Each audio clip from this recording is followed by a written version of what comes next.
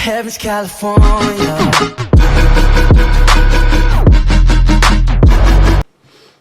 Hey guys, today I'm going to react to another video. This one is called 3 Chilling True Blizzard Horror Stories. This one is by Mr. Nightmare, and of course we all love Mr. Nightmare. Like, who doesn't? Everyone loves him. This one's about 13 minutes and something seconds. I think it's 13:15. Let's see if I'm right. Hurry up and load. That would be nice if you would hurry up and load. But it's by Mr. Nightmare. It's about 13 minutes. And blizzards, like, I wish, like, I know it probably sounds stupid, like, I kind of wish there was, like, a blizzard here, just because, like, not, like, a blizzard, like, 1,000,000 centimeters of snow, but, like, oh, no, here it is. Okay, now, please, can you, okay, I'm just gonna open this again. Sorry, guys, normally I just open it whenever, you know, and it opens fine usually, but apparently not. Oh, there we go. So let me pause. Okay, so I was wrong. It's 13 minutes 44 seconds, but I was close. Not really. But yeah, let's just get right into it without further ado. Blizzard horror stories. This is gonna be fun. This is gonna be good.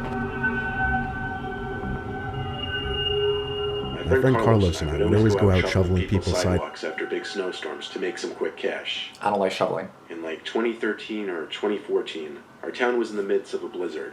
Okay. It was dark, windy, and snow was building up fast. Our school already announced it would be closed due to snow the next day. So with nothing to do that night, and it being only like 8 p.m., we went out with our shovels and started ringing doorbells, offering to shovel sidewalks for cash. I don't mind to make We some got a money. lot of no's before we got our first yes. We made around $15 each on our first house. We made our way across the neighborhood. I would just do it myself. People like, weren't interested. I wouldn't pay. Most no. people just wouldn't open their doors. Yeah, it We was like got a 8, 9 second p.m. house So eventually, and makes made sense. a little more money on that one. And I remember a long gap between that house and the next house that would say yes. Okay. It was a small corner house, but usually corner houses would pay more. We rang the bell, and the door cracked open, but whoever was on the other side didn't show their face. They did, however, speak from the other side. A deep man's voice said, "Who's there?" I pitched our snow shoveling service to the man on the other side, requesting $40 in return since it was a corner house. 40? Wow. There was a short silence. Then the voice on the other side said, "Oh yes, please, $40 is fine." There was a hint of nervousness in the voice. I said all right, and then the door shut. That sounds sus. Okay, give me I the money didn't see first. the man's face at all. That's I turned sus. to Carlos and said, "That was weird." Yeah. But we started the shoveling. I don't know if you're gonna get your $40. Down the walkway to the driveway. I don't think you will get your Carlos worked $40. on the sidewalks. I couldn't help but stare at the house every once in a while. And at one point, when I turned to a window as I was throwing the snow from my shovel onto the ground, I saw who I assumed to be the homeowner. He was standing at one of the windows, watching me. Could I see anything of his face? Not really. He was standing in a dark room. Of course. A little uncomfortable it made me, but I tried my best to ignore it and continue shoveling. Of course, I'd occasionally glance back, and he would still be there. Eventually, I finished the driveway. Just Okay. around the same time Carlos finished the sidewalks. Okay. So we started our way back up the walkway to the front stoop. But before getting to the stoop, the door opened, and the man inside shouted, "Go around back." No. Carlos and I froze, looked at each other, then obeyed his command. Well, you already We shoveled, stepped so through you the still want your money. snow-covered grass to the backyard gate. You want your I money. opened it and pushed it through the rising snow, which was slightly difficult. Then, there we were, in the man's backyard, which had a small awning that we stayed under to get out from the falling snow. We waited by the back door, expecting him to come outside eventually with our money. Eventually. We waited for over a minute and started getting antsy. I started pounding on the back door since there didn't seem to be a doorbell. Then there was the sound of a window being rotated open, Give me my followed by money. the man's voice again, saying, "Come inside." I'm not coming inside. Give me the money. Carlos and I looked at each other again. Give me the money. I'm And not I going led the inside. way in through the back door. All the lights in this house were turned off. Like- It was actually so hard to see anything, what do you- really. "Hello?" I said. I heard a man's voice from another room call, "I'm counting your money on the table." Yeah, okay. It seemed he was inside the kitchen, which was connected by a small door through Just the give room me we two entered $20 from. bills. Jesus. We walked closer to the kitchen, which appeared to be lit up through the window only by the streetlights standing on the side of the house. How you counting money in the dark? I stood at the doorway, intending on looking through the crack of the door to see where the guy was standing in the kitchen. But I couldn't see through the crack because it was blocked. by him. Wow. The man was standing on Oh, the hell other no. side of the door, looking through the crack. Counting your money. I turned and pretended I didn't see him. Oh, I made up some bull, like telling Carlos we forgot something outside. We left the house, and the man didn't say a word. As soon as we got outside, we grabbed our shovels and sprinted away from there. All of our hard work shoveling that house was for nothing. We got back to my backyard, put the shovels away, and went inside to warm up and rest for a little bit.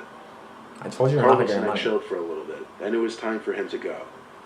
He went out the back to get his shovel, but he came back inside, concerned, telling me to come take a look at something. Oh no, the guy followed you. There was an didn't extra, he? fresh set of boot marks in the snow. Yep. You may ask how we knew. That's because one set trailed from the gate to the back door to the shed in the corner of our backyard. Carlos hurried back inside, and we told my mom. We live in a very poor, relatively unsafe neighborhood, so my mom was quick to believe us and get 911 on the phone. Police showed up relatively quickly considering the horrible driving conditions, and they went to investigate the shed. Okay. Carlos, my mom, and I watched through the back window as the police pulled out a man from the shed. He had a matching shirt from what I could see through the window back when we were shoveling that property. He was undoubtedly the house owner. Yep. He later admitted to police that he was going to attempt to break into the house when we all went to sleep. The fuck? Why, Why? however, he never answered. Police also said he was very intoxicated when he admitted this, which made me think, what on earth was he going to do to us in that kitchen if we didn't leave his house? No, I think you would. No, you would have got clucked up. That's for sure. But I knew you weren't gonna get your money. I was like, I was like, you're not gonna get your money. Like, you're just not. Like, it's like, forget about the money. That's not happening. Give me the money first, bitch. Thanks. I mean, the kids can easily run off. It was so I an guess- early December night, and we were having our first snowstorm of the year. Yay. I was in my bed watching some low-budget Christmas film while texting various friends, mostly my friends George and Pat. We used to text in a 3-person group chat. Okay. Everything was as it should be. For now. There I it felt is. my heart drop to my stomach as a bang came from the Go window away. right next to my bed. I opened the curtain, but there was no one standing out there. Then, pow, there was another, as I was still looking out the window. Go away. It was a snowball. Someone was throwing snowballs at my window. I stood on my bed to get the best possible view out the window, but I didn't see anyone standing out Like, there you in have the nothing better snow. to do? Nothing better to So I do? actually lifted open my window to call out. It was almost immediately after I shouted out the window that I heard someone's laughter. Not a child's laughter That's like I was creepy. expecting it to be. That's creepy. It was a deeper voice. Could belong to anyone from the age of 17 to 40 for all I knew. I shut the window and started texting in our little group chat saying I knew it was one of them messing with me. The fact that they now weren't responding made me even more confident. I didn't close the curtain as I knew whichever one of them it was, they weren't done messing with me. And just like that, another snowball hit my window. I lifted Yeah, the but it's window not your up quickly friends. to try That's and the thing, catch it's them. not your friends. And there he was, standing in the snow, waving to me. But it wasn't either of my friends. Told you. It was some guy in a black beanie and black Who coat. who are you and what the hell do you want from me? He started approaching the window. I hurried and slammed it shut and twisted the little lock. Back the fuck off. I don't I know. also closed the curtain so that he couldn't look into my room. Both of my friends had texted back by now with question mark responses. Then there was a single knock at my window, and it started being fiddled with and shaken. He was trying to lift it open. Leave me alone. When it all stopped, I waited a couple minutes before peeking through the curtain. It seemed the coast was clear, so I finally went to go tell my mom and dad about the whole thing, who came to have a look out my window. Well, he's gone now. Sure, my dad believed me. He literally saw the footprints in the snow, but he just didn't see it necessary to call the police, figuring whoever was out there gave up. My dad turned on all the outside lights just as a deterrent, and then they went to sleep. I stayed up in my room with the lights off, continuing to watch movies. Okay. My door clicked open. I said get out, assuming it was my little brother. It's not. The door shut, so it seemed he listened to me. It's not your brother. Silence, except for the TV. I watched for a long while, then a click in my wood floor. I turned, halfway through repeating get out in a louder voice, when realizing it was not my short little brother. Told you. It A was grown that man. tall man in the black beanie and coat from outside. How, He why are you in my started house? waving to me again at the doorway. then put his pointer finger up to his lips.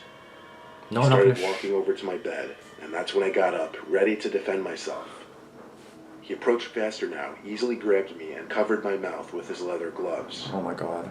There was a wet white towel in his glove that he was pressing to my face for a long time. I tried to break free and scream. but He's I trying to, couldn't, like, gas him and or that was the something. last thing I remember before everything went black. Yep. Of course. I woke up in my living room with my parents and police hovering over me. An ambulance arrived shortly. My dad heard the commotion going on in my room and came to find the man over me. What the fuck? My dad, much larger than that man, managed to overpower him. Good. But not long enough before the police could arrive. He ran out the front door and disappeared. Bitch. I was quickly brought to the hospital. Thankfully, I was all right. If you're wondering, the man climbed in through our downstairs window. Lock your windows. Lock your fucking shit. Jesus. That's so creepy, like, do I even know you? Like, what do you want from me? It's a little-known common courtesy out in the mountains during a snowstorm that if someone's seeking shelter in your cabin, you let them in. No, I wasn't the one offering that courtesy to someone else in the story. I was the one seeking refuge. Oh. It was supposed to be a long weekend of hunting, but what started as a cold, sunny day quickly formed tons of dark storm clouds, and I quickly found myself right in the middle of a blizzard. After a full, rather unsuccessful day of hunting hares, I was way too far and disoriented to make my way back to my cabin. I had to seek refuge somewhere else. I came across a log cabin nestled between a circle of trees. No lights on, but I still had to try the door. I hit the door with my fist a few times. No answer. But I could hear footsteps on the other side, approaching the door. I expected it to open, but it didn't.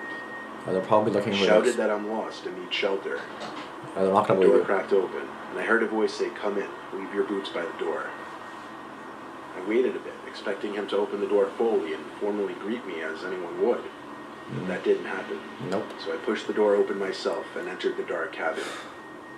The room was lit by 2 candles, just enough for me to see the couch that the man then told me to sleep on.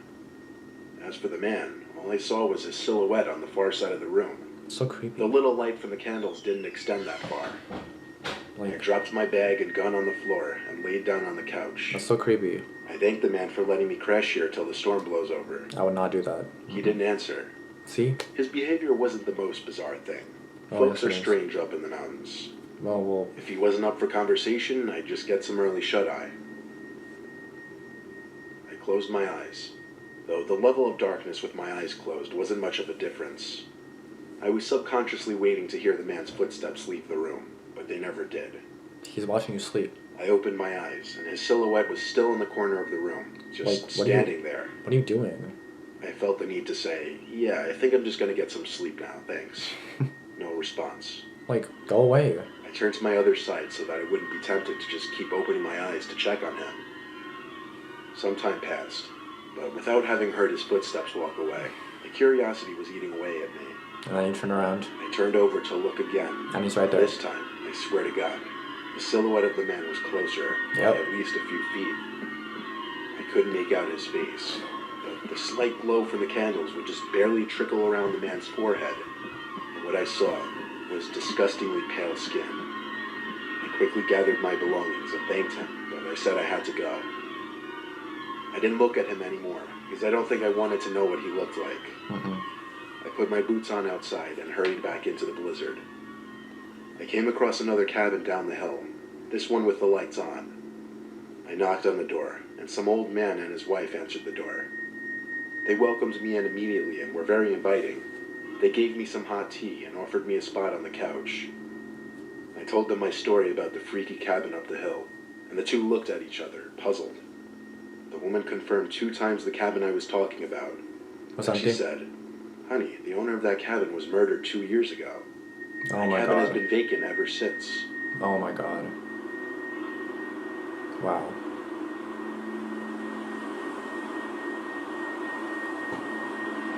Well, that's obviously the end of the video. Okay, well, that's pretty terrifying for sure. I don't really know what to say to that. Like, I don't... I'm trying to, like recall each story. The first one I kind of forgot already. Really? Jesus, like, I don't... if you've seen the past like 3 videos, then you see that this happens a lot.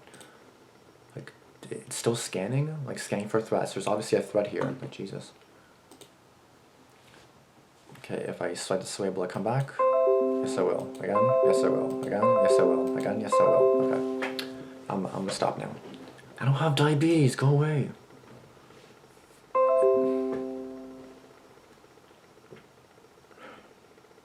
Why is it opening my browser? Like, what?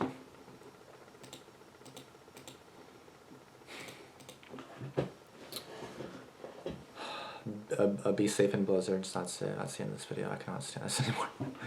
Anyway, guys, I'll see you guys in this video. Peace out. Like, comment, subscribe. And yeah, peace out.